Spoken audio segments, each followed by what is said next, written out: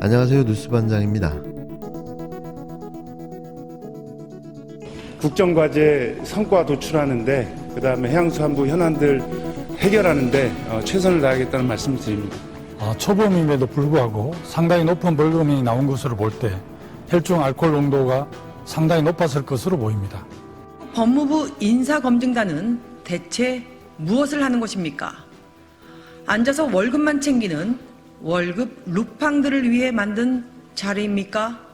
매번 반복되는 인사참사는 이번에도 계속됐습니다. 인사검증이라는 건 하고 있는 걸까요? 이번에도 묻지도 따지지도 않고 아는 사람, 아는 사람의 아는 사람, 아는 사람이 추천한 사람일 거라는데 500원을 걸고 싶은데요. 인재를 적재적소에 배치하고 임명하는 게 아니라 그냥 소개를 받아 꼽아놓고 있는 겁니다. 이번에는 화려한 전과를 자랑하는 인사였는데요. 이렇게 골라내는 것도 놀라울 따름입니다. 신임 해양수산부 장관 후보자로 지명된 강도영 한국해양과학기술원장이 과거 음주운전과 폭행 혐의로 벌금형 처분을 받은 것으로 확인됐는데요.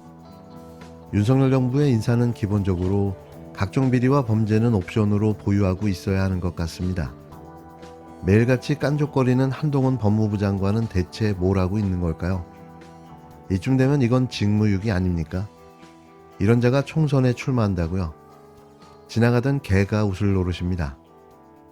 도대체 인사검증단은 왜 존재합니까?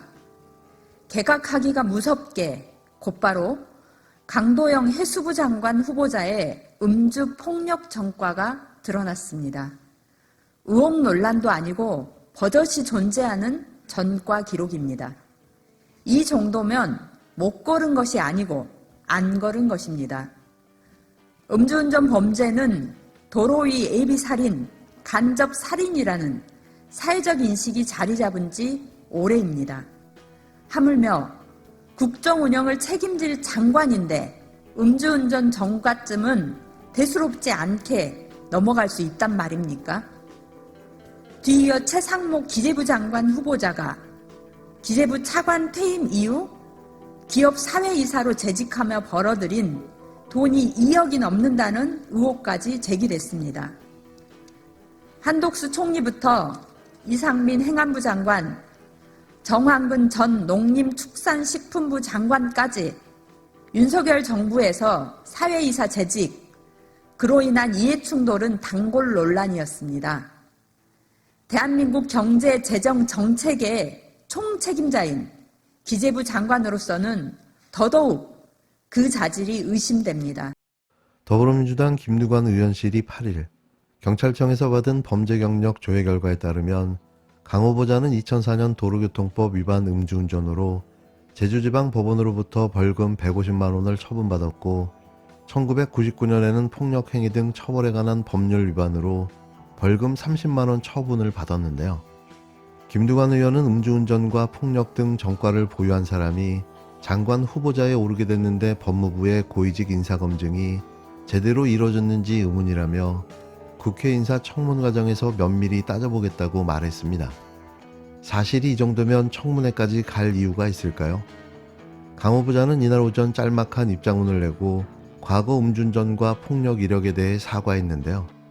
그는 젊은 시절 성숙하지 못했던 판단과 행동에 대해 깊이 뉘우치고 반성하고 있다며 이유여야를 막론하고 저에 불차리며 국무위원 후보자로서 국민들께 매우 송구스럽게 생각한다고 말했습니다. 하지만 정작 해야 할 말은 하지 않았는데요. 후보직을 자진 사퇴하겠다는 말이죠. 이 정부의 인사의 또 하나의 공통점은 뻔뻔함인데요. 부끄럽지도 창피하지도 않은 모양입니다. 하기사 인사 기준의 수준을 한없이 낮춰놔 이제는 아무런 기대조차 없는데요. 이번에도 또 임명 강행하겠죠. 청문회가 무슨 소용이 있나 싶습니다. 네, 안녕하세요. 정의당 국회의원 류호정입니다. 지금부터 세 번째 권력 그리고 새로운 선택의 공동 창당 합의 선언 기자회견을 시작하겠습니다. 두 분 소개해드리겠습니다. 먼저 새로운 선택의 금태섭 대표님 오셨고요. 그리고 세 번째 권력의 조성주 공동운영위원장님 오셨습니다. 발언을 해주실 거고요. 지금 제3지대에서 활동이 참 활발하고 또 변화가 일어나는 시기입니다. 언론인 여러분들의 많은 관심을 부탁드리겠습니다. 안녕하십니까. 새로운 선택 창준이 금태섭 대표입니다. 오늘 세 번째 권력에 계신 분들과 공동으로 창당을 선언한다는 말씀을 드리기 위해서 이 자리에 섰습니다. 새로운 선택은 그동안 창당 작업에 매진해서 다음 주 월요일에 창당 절차가 마무리될 예정입니다. 그러면 12월 17일 일요일에 창당을 기념하는 선포식 행사를 가질 생각입니다. 이번에 함께 공동 창당을 하는 세 번째 권력과는 계속 협의를 해나가면서 좋은 정당을 만들도록 노력하겠습니다. 저희는 개혁적 진보 그리고 합리적 보수를 비롯해서 다양한 생각과 주장을 가진 분들이 모두 함께 할 수 있는 그런 정당을 만들기 위해서 노력하고 있습니다. 한국 정치의 고질적인 병폐를 해소하기 위해서는 반드시 유권자들이 선택할 수 있는 새로운 세력이 필요합니다. 그 길에 보다 많은 사람들이 같이 할 수 있도록 그 토대를 만드는 일을 저희가 해내겠습니다. 앞으로도 많은 관심과 응원 부탁드립니다. 비례대표가 신당 창당을 하겠다고 나서는 것도 우습지만 이미 지난 총선 경선에서 탈락했던 자의 재등판은 더욱더 이들을 초라하게 만들고 있는데요. 어쩌다가 이런 조합이 탄생하게 된 걸까요? 한편의 막장 코미디 정치쇼를 보고 있자니 말문이 막힙니다. 당신과 함께 정태근 대표, 한국의 희망 양양자 대표, 세 번째 권력 조성주 공동운영위원장, 새로운 선택 창당준비위원회 금태섭 대표, 정의당 류호정 의원, 이렇게 주워다 모아놓기도 힘든데요. 이들이 신당을 창당하겠다고 나섰습니다.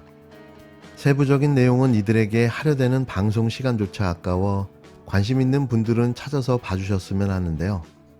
신당을 만들어 놓고 보자는 심산인 거죠. 선거제도가 어떻게 바뀔지 모르지만 새를 키워놔서 몇 석이라도 건져보겠다는 의도로 보여지는데요. 이들의 철저한 어부지리 노림수가 가관입니다. 하기사 지역구에 출마해 당선될 가능성조차 없는 이들의 선택은 너무나도 뻔한데요. 그래서 이런 꼼수를 부리는 겁니다. 그 알량한 정치 생명 연장을 위한 한심한 작태인 거죠. 세 번째 권력 공동운영위원장을 맡고 있는 류호정 의원은 정의당 비례대표 의원직을 유지하기 위해 탈당하지 않고 활동에 나가겠다고 밝혔는데요. 얘는 여기에 왜가 있는 걸까요?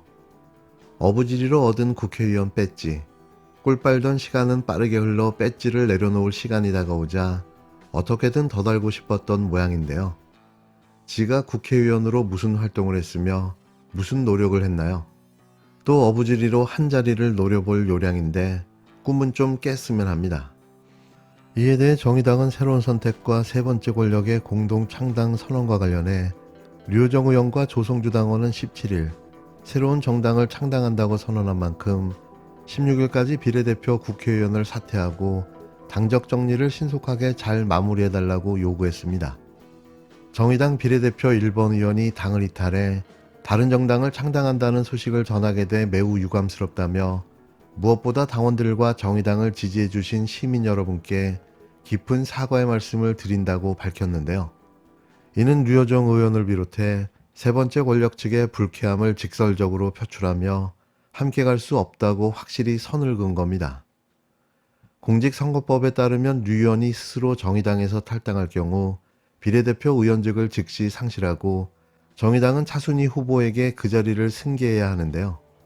반면 정의당이 류 의원을 제명하면 류 의원은 의원직을 유지한 채 신당으로 옮길 수 있고 정의당은 승계 후보를 지정할 수 없어 보유석만 줄게 됩니다.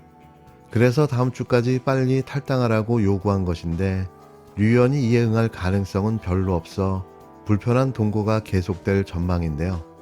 애초에 류 의원 같은 인물을 비례대표 1번에 배치하고 결국 윤석열 대통령 당선을 위해 뛰었던 금 전 의원과 류 의원이 손을 잡는 진풍경을 만들어낸 것은 정의당의 자업자득일 겁니다. 이래저래 정의당은 한국 진보정당의 흑역사로 기록될 듯한데요. 확실하게 이번 22대 총선에서 소멸되기를 기대해봅니다. 물론 금태섭, 양양자, 류호정도 포함해서 말이죠.